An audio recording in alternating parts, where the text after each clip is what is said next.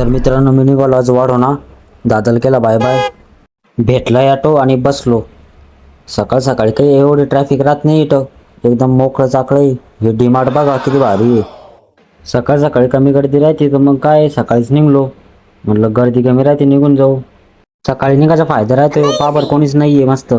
मग काय आलो बस स्टँडवर. ऑटोवाल्याला पैसे पे केले एकदम भारी टकाटक. हे पाय जालन्याचं बस स्टँड आहे. का कोणीच नाही बस स्टँडवर. मग लगेच लागली बुलढाणा एसटी.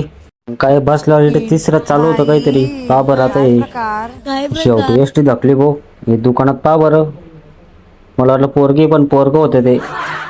निघली मग एसटी मजल दर मजल करत. पायथा पोचलो मग मी चिखलीमध्ये. चिखली म्हटल्यावर मग काय जाऊ दे आता बोलू नाही ती गोष्ट. मजल दर मजल करत पोचलो बुलढाण्यामध्ये. बुलढाण्यात पोचता मला डायरेक्ट अजिंठा गाडी लागून गेली भाऊ. माझ्याजवळ बसलो होते एक बाबा. बाबाचा मोबाईल इतका खतरनाक होता ना, डायरेक्ट फोडवाला होता. म्हटलं बाबा मोबाईल भारी आहे तुमचा. मग पोचला भाऊ तुमचा भाऊ शेवटी वाढवण्यामध्ये. उतरलो.